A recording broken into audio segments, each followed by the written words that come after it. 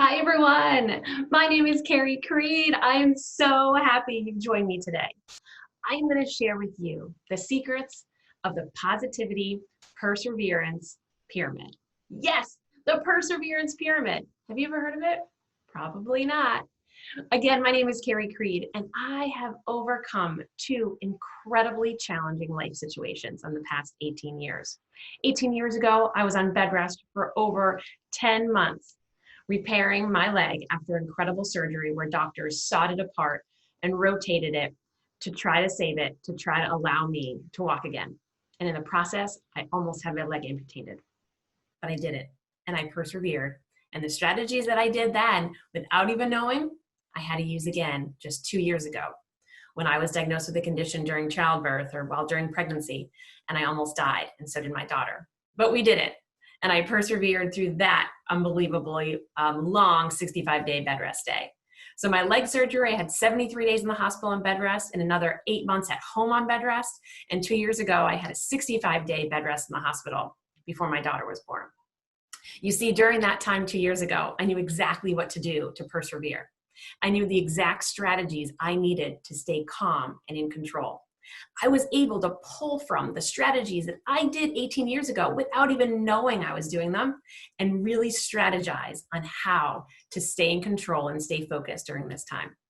This is what I'm going to share with you today. Thank you again for being here. And today I want you to take some notes. I want you to maybe, video record 10 seconds of my speech, post it to your stories and tag me at Carrie Creed Speaker. I'd love to engage with you on Instagram at any time. I post a ton of positive things there and some throwbacks to some of my surgeries. So please engage with me at Carrie Creed Speaker and follow my journey. And you can also receive my How to Keep It All Together guide if you sign up for my newsletter at carriecreed.com on my website. All right, you ready to get started? Because I am. Let's go. The first strategy in the positivity pyramid, because there's going to be 5, because pyramids can either have 3 sides or 4, but I'm going to give you a bonus. So we're going to do the 4-sided pyramid. So there's 4 corners and of course the top. So there's going to be 5 parts of this perseverance pyramid. The first one is purpose. When you are going through a challenge in your life, you need to figure out what the purpose of your role is. Does this challenge affect you personally? Have you been diagnosed with something? Have you lost your job? Are you trying to lose weight? Or are you a caregiver? Did something happen to your mom, your dad, your child? Did your husband lose a job? Your wife lose your job? Someone get diagnosed with something? What is your purpose? That's the first thing you need to determine. And then you need to figure out how you can create goals. If you're going through the challenge, you need to come up with some small goals that you can do. Your life might have just been turned upside down, but there's small things that you can still do. Making sure you go to the doctors, making sure you eat healthy, making sure your kids are safe and protected, making sure your attitude is okay during it. And those apply if it's your challenge or someone else's. But you need to figure out what your role is. Is this a 24/7 obstacle that you're dealing with and everything else in your life has to stop? Or is this something you just need to deal with for a few hours a day? Try not to get overwhelmed. Let's try to compartmentalize it, okay? Let's try to keep it separate and not look at it as this gigantic mountain. Because if you look at it like that, it's just so overwhelming. You'll have all this anxiety. So try to just look at it as a little piece of the story before you move forward. Now, the reason why that's important is because number 2 is about power. That's your second P. This is my favorite one, and I think the most important one. Power to me means staying in control. When you are going through a challenge, it feels like you have completely lost control of your entire life. But you haven't. Not even close. No matter what is going on in your life or your family's life, there are so many things that you can control. What time do you get up in the morning? Do you brush your teeth? Do you shower? What do you choose to eat? Junk or healthy food? Do you have time to exercise? You probably say no. Really? You don't have time to take a 5-minute walk down the street? You don't have time to do a couple crunches or sit-ups? You don't have time to do a couple push-ups? Maybe some jumping jacks in your office? There's always a couple minutes. You don't need a full hour, a full 45-minute chunk. And I'm guilty of this too. I'm like, I don't have 45 minutes to exercise. Well, I could have done 15 there. I could have done 5 there. Try to find sections again. break your day into parts. Now, the reason why this one is so important is because I'm going to take you back to some of my story. You see, 18 years ago, I had a major surgery on my leg.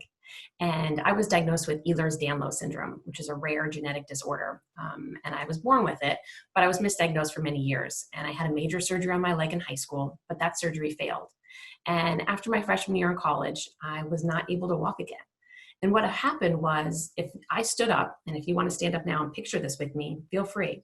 But if I stood up, my feet stayed parallel. My knees would point straight, just like yours most likely.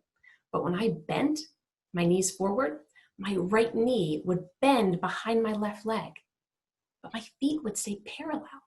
I know that's so hard to imagine, and there's some videos of this on my website at carriecreed.com. So what did the doctors have to do? They had to cut my entire leg apart, saw apart my femur, saw apart my tibia and fibula, and rotate them in opposite directions. Yeah, and then insert 12 external fixators. Now, at that time, I was only supposed to miss 1 semester of school. I missed 2 years, not 2 semesters, 4 semesters, 2 years. I was 20 years old and I turned 21 in a hospital bed. I thought my life was over, but it definitely wasn't. And throughout that time, I, had all these other strategies where I'm going to share with you, but I remained in control. And when I was home in a hospital bed, my mom would carry down my drawers from my bedroom that I wasn't able to go up to. And, we would clean out some of those drawers and do all these little silly things as I was trying to get out of pain. But what I also did, which was a better example, was just 2 years ago. And this part of my story was when I was pregnant with my second child, and I was diagnosed with placenta previa and then placenta accreta. And without getting too technical, basically my placenta inside my uterus was trying to kill me. And instead of it just, laying in my uterus, it attached and grew into it. So I had some hemorrhaging when I was rushed to the hospital at 25 weeks, and I never left. And I was in the hospital for 65 days up until the last possible moment when the doctors let me carry my daughter. And I was only able to carry her till 34 weeks. So from week 25 to week 34, I was in the hospital on bed rest. I didn't have a lot of time to think about strategies. I didn't have a lot of time to think about how I would pass this time, because at any moment I could have bled and delivered her. So every day was a blessing. Every day was thankful and grateful, but I had to remain in control. So what did I do? I kept working my full-time job. I'm a sales executive in the payments industry, and I was not ready to go on maternity leave. So I worked remote from the hospital to keep my mind focused. And that is so key for you. When you are going through a challenge, you need to keep your mind focused on something other than the challenge. Yes, something other than what you're going through.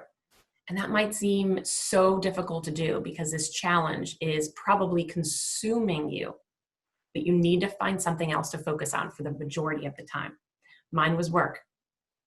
You see, I also decided to limit my visitors because visitors are there to help you, but they were hurting me because I was exhausted. When I was on bed rest, your energy level goes down. And if I had more than 2 visitors a day with working, I was just too tired. It was just too much for me. So I said, as much as everyone wants to see me and I want to see them, I can't have more than 2 visitors a day. And so I made everyone schedule in a calendar with me and when they were coming. And I would never have back-to-back visitors. I would also schedule the doctors to come in.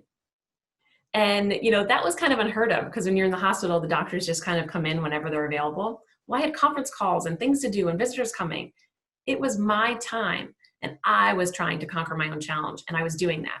And so I told them that they were allowed to come in at certain hours, as long as they weren't obviously delivering another baby. And they were very, very cooperative to that request.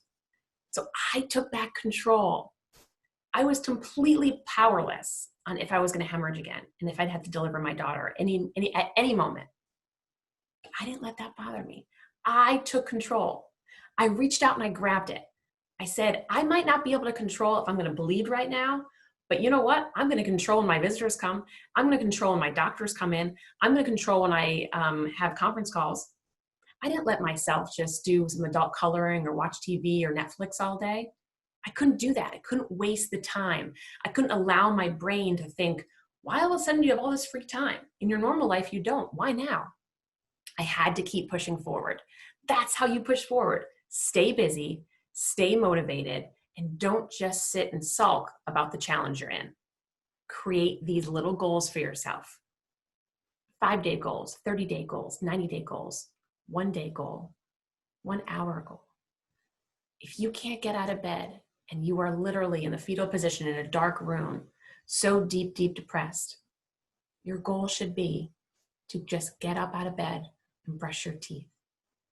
And if you did it, congratulate yourself. And the next day, give yourself a 2-hour goal.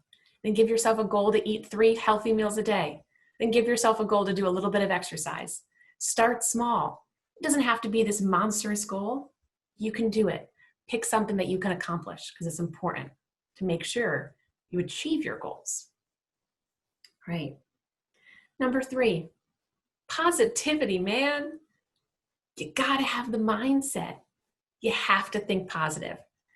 When I was in the hospital, both with my leg surgery and during pregnancy, if I sat there all day and thought to myself, I'm gonna lose my leg, I'm never gonna walk down the aisle when I get married, I'm never gonna be able to, play in the backyard with my future children. And then with my pregnancy, oh my gosh, my daughter, she's going to be born so early and something horrible going to happen. Or what if I die? Obviously, everything could have happened. There were so many scenarios and it was terrifying. And did I think about them? Yes. Did I dwell on them? No, because I couldn't. What I did was create the most positive atmosphere I possibly could. First thing I did when I knew I wasn't leaving that hospital is I needed a physical, positive sign.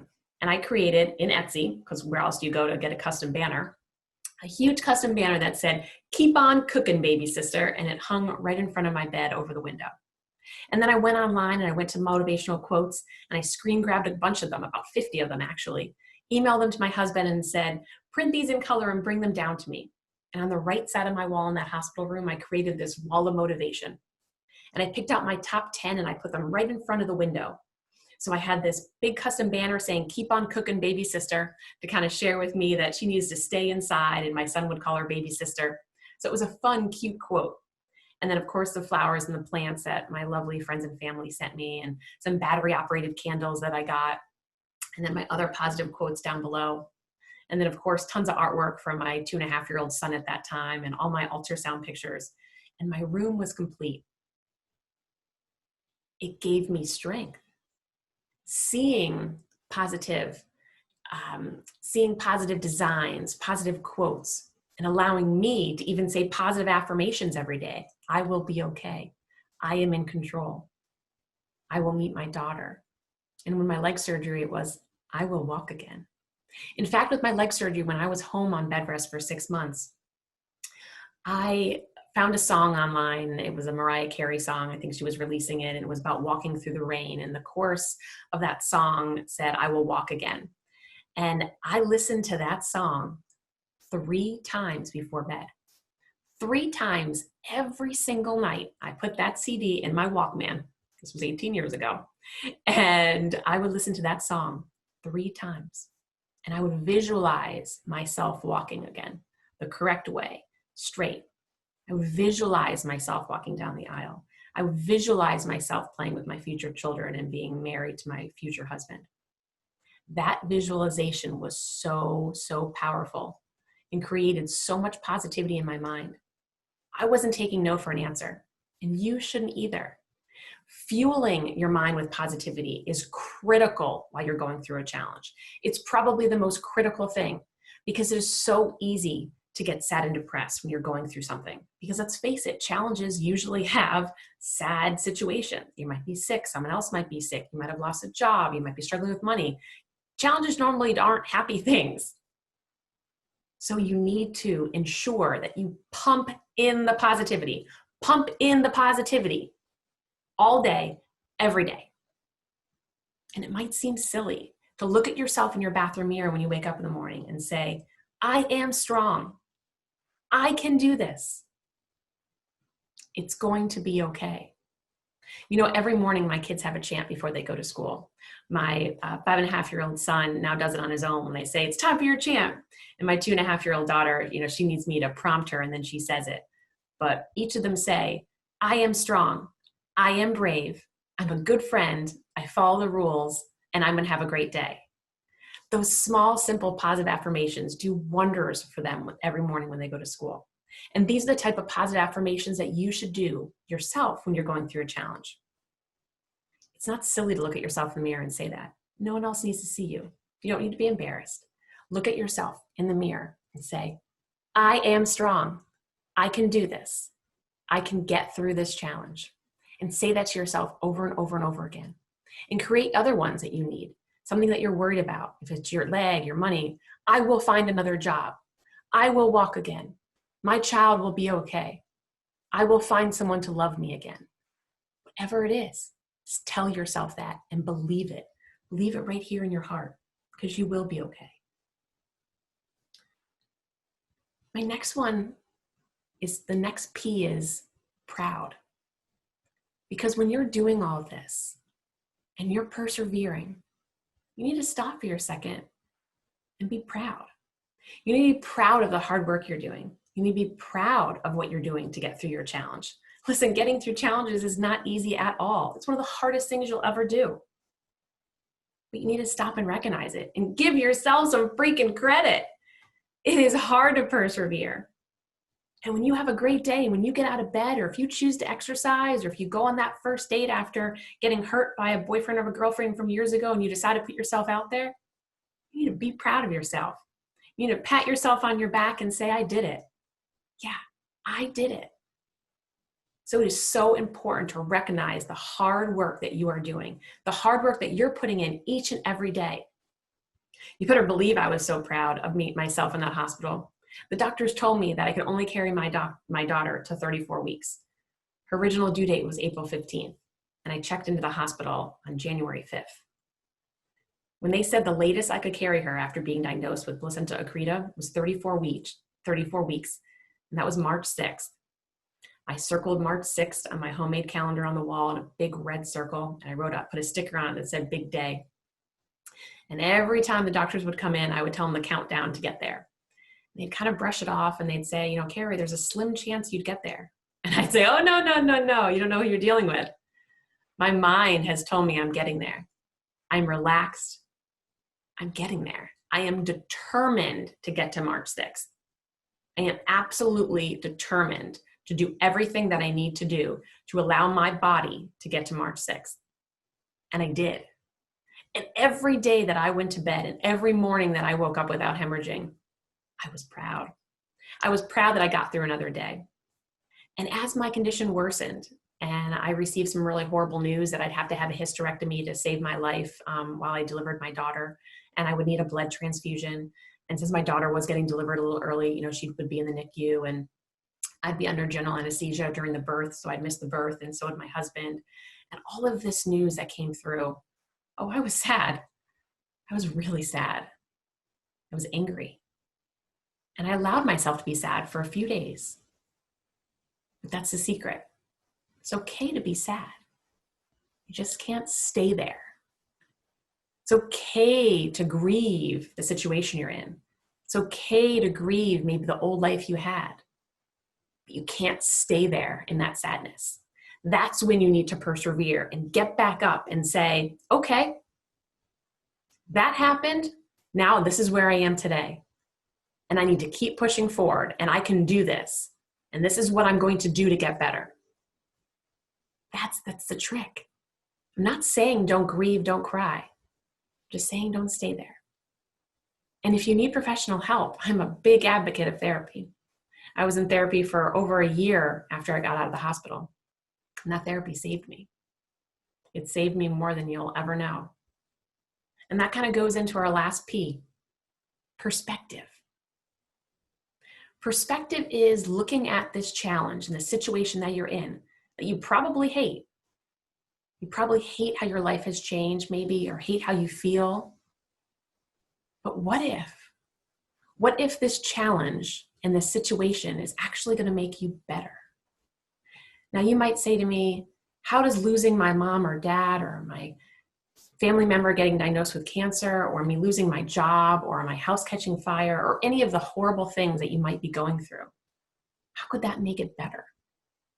How could it be, all for a reason? And I'm a big believer that things happen for a reason. And I know not everyone likes that quote, because sometimes it takes a long time for us to figure out why we went through a challenge. You're not going to figure it out right away. But the way to look at this is, what if something good comes out of this? I even think with COVID, of us all being home as a family with our kids and stuck inside our houses, and we're all, ready to pull our hair out some days. But look at all the good that came out. Look at all the moms and dads now not working late and being able to eat dinner with their family every night. All the parents now seeing maybe the areas that their children might be struggling in school and being able to have more of an intelligent conversation with teachers about how to better assist their children. All the awesome at-home construction jobs we all got a chance to do when our life just slowed down a little bit. And there's probably so many other things you learned about yourself depending on how much free time you had during quarantine. And if you were able to learn a language or learn how to cook or bake or sew, depending on if you had kids at home or not. But the perspective that I got is, once I went through my experience with my daughter in the hospital, I now know why I had my leg surgery. I now know why my life stopped practically for 2 years, 18 years ago. That time period was to prepare me for my 65-day hospital stay 2 years ago.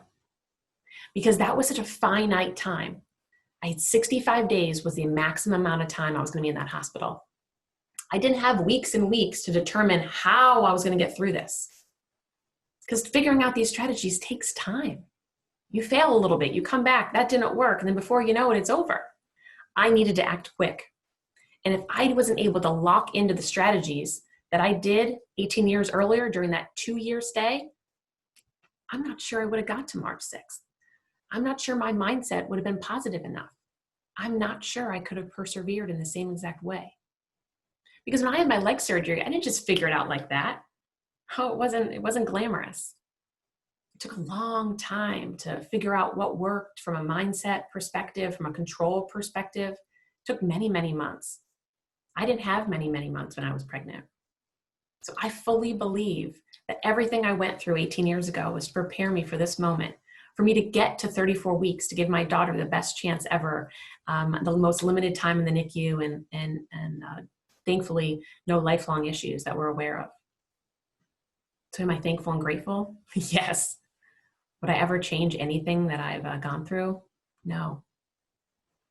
And that perspective is what allows me to live my life with so much gratitude, especially after 4 months postpartum, when I was diagnosed with post-traumatic stress disorder. You see, when I came home from the hospital and after 18 days of my daughter being in the NICU and her coming home, I thought everything was perfect. We can now move on as a family of 4. But the sadness and the rage and the anger came in at 4 months postpartum for me. I was angry that I had a hysterectomy, that my pregnancy was taken from me. I was angry that I would never be pregnant again. I was angry that we didn't have a choice to have more kids. I was angry that I missed the birth. I was angry that I didn't get to enjoy the last of my pregnancy. I was just angry. And when I was diagnosed with PTSD, I was really confused. I didn't realize that even is something that I could have even gotten diagnosed with. And I had to put a lot of time into therapy. A lot of time for me to understand that I didn't fail. I truly thought I failed after what I thought I conquered an incredible situation at the hospital with positivity and joy. But you see, I didn't. I didn't fail. It was just a bump in my road. And once I healed from that PTSD and I put the time in, once I determined that I didn't like who I was, you see, I didn't like the anger. I didn't like the rage. I didn't like who I was becoming. I wanted to relive the sadness. I wanted to live in the sadness. I had horrible thoughts. I didn't know who I was. And until the day that I said, this is going to kill me. I can't be this Carrie. I can't be this person. I want to be back to who I was, or even a better version of myself. And once I committed to that and got help in therapy, and I did this incredible EMDR therapy, which is eye movement, desensitization, and reprocessing to help our brain overcome traumas. And once I put the time in and relived that trauma in my brain and healed it in a way, I emerged again. And I emerged almost like this beautiful butterfly who went through this process that was just difficult and non-attractive to then become a beautiful soul who wants to give back and inspire and help others. And I hope I'm doing that with you today. I hope you recognize that whatever you are going through, you have the power to persevere. You have the power to stay in control. You have the power to be positive. Be proud of yourself. Look at a different perspective of what you're going through, because you never know what's going to come out of this challenge that you're going through today. I hope so much that I've been able to share with you a different perspective on perseverance. And I hope you love the perseverance pyramid that I've shared with you. And if you'd like to get these strategies and some additional strategies, please sign up for my How to Keep It All Together guide at carriecreed.com. And I would love to interact with you on my Instagram page at Carrie Creed Speaker. I send back a personal DM to anybody who direct messages me or comments on my feed. And I'd love to get to know each and every one of you. Enjoy the rest of the summit, and I can't wait to meet you all soon. Have a great day.